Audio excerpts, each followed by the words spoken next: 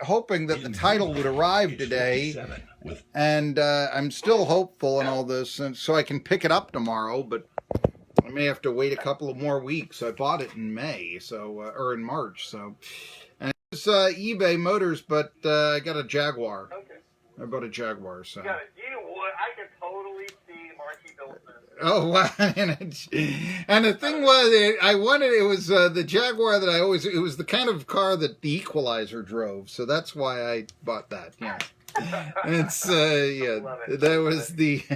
was one of my favorites back in the younger person and all that. All right.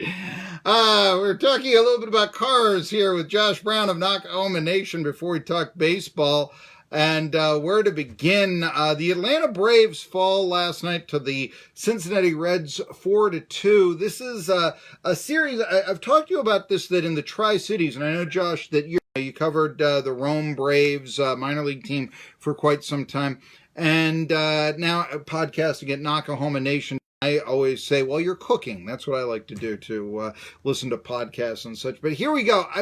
I wanted to ask... I know that it's a bigger rivalry in the Tri-Cities than it would certainly be in Atlanta and possibly Cincinnati, Braves and Reds.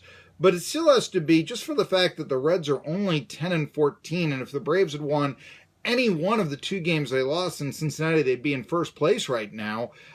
Disappointing to lose 2 of 3 in Cincinnati to the last place Reds. What say you about the way the series went down? It's April 26th. Yeah. So it's not the end of the world, but it's I, as a baseball fan, I mean, obviously, the Atlanta Braves are my home team, Marky, but as a baseball fan, I've got a soft spot for the Reds just because of the history and the Reds team and all that. And so actually this offseason, on a baseball fan level, I was actually, kind of excited for the Reds, getting Sonny Gray, going after Yasiel Puig. Is still debatable, but but no, go ahead. Yes, the pickups they made. Yeah, I'm just throwing the Reds fans a bone, okay? So hey, when the Braves loaded the bases last night and didn't do anything, and the Reds just struck out the side, you gotta just tip your cap. It was just it was one of those things where they're not playing great ball in the big scheme of things, but they've had some good moments the last 2 nights. I don't think the Braves fans, even though they're probably freaking out on the Twitters, I don't think they've got legit reason to be too concerned yet. I think they'll be just fine. Well, the one thing you could maybe argue is that Raziel Iglesias, I mean, that's the closer of the series. So you mentioned the bullpen coming through for the Reds, and I'll be with you on pitcher's batting average. I mean, opponent's batting average against them. Yeah. I mean, when you see a guy and he's like, batters are hitting 203 against him. I mean, sort of like, you know what? The guy has got to be doing something right. I mean, that seems like a pretty decent breaking ball or something that the guy is throwing. I mean, I've always been impressed with that as well. And so, in fact, that was the one stat I remember that if you could get your hands on it, I always kind of liked reading it, and all this opponent's batting average against a pitcher. I thought that it was just sort of a sneaky good stat that if you had a guy with who was doing, hey, batters are hitting 190-day starts. So, I mean, you look at that, and right now the ERA of 5 or so. You mentioned the 5th inning, he gave up 2 runs in that frame. One thing I wanted to ask, though, about was in the 3rd inning, Acuna, I mean, throwing out the runner at second off a ball he hits off the wall and all this. I found that to be impressive. What do you think of Acuna's arm? So, your boy watched Acuna in 2016 in Rome and saw it, like, in person. And I've always thought this, and I still think this, and it's kind of contentious on Twitter.com, Marky, but I think that Ronald Acuna, not just because of his arm, but also because of some other things, I think he is the future center fielder for the Braves. I know that's weird because I like Ender. I think Ender's fantastic, but worst case scenario, he's not, and he's a fantastic defender in left field, or right field. So you got like 2 center fielders in your outfield, essentially, right? If you did keep Ender and Ciarte. But, it's impressive. I think that a lot of us saw it in the minors.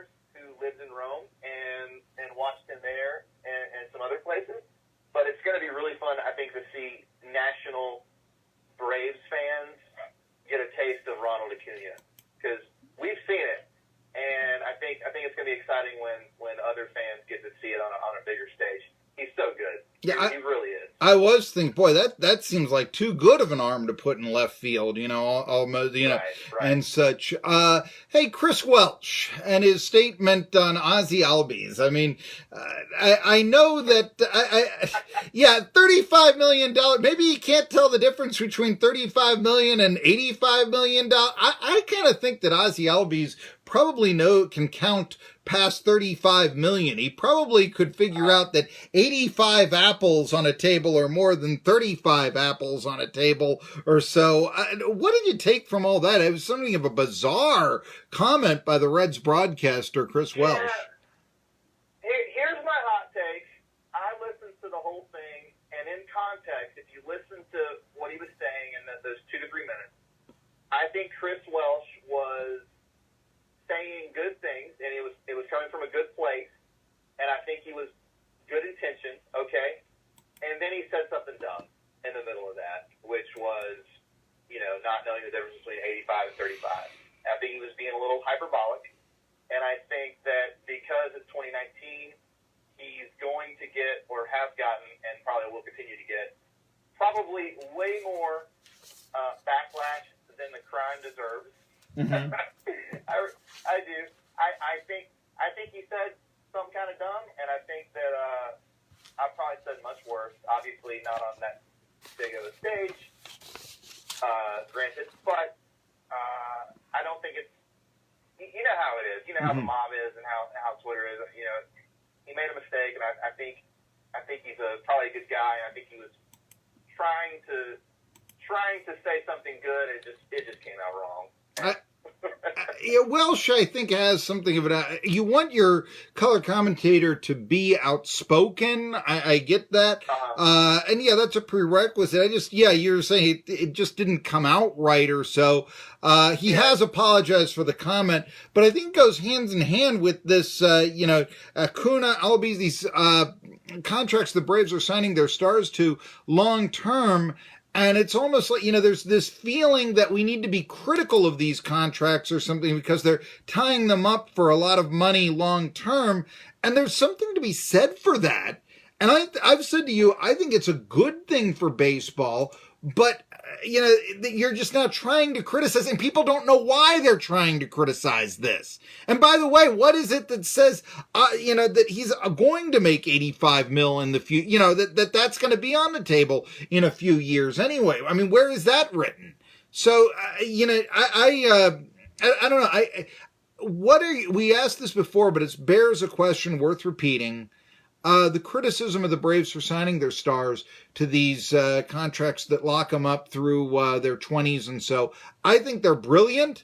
I think they'll work well for the player because I think from a marketing standpoint, identifying them with a team that is going to probably be on their way up is going to be helpful. And it's going to be something that, let's say, a Manny Machado does not have. And I just, what are your thoughts on this criticism that the Braves or, players are receiving for signing these long-term contracts? I think for the last 20 years, stupid money has been given to these players. Guaranteed money, mind you, okay? Guaranteed money has been given to players who almost never meet those expectations. We're talking about guaranteed money.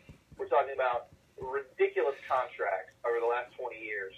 And I think we're seeing a GM in the Atlanta Braves in Alex Anthopoulos who is very intelligent and reasonable and sensible.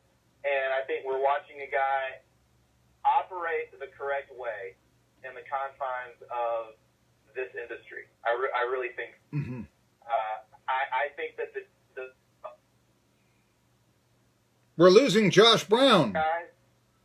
Whoa. Yeah, no, we're here.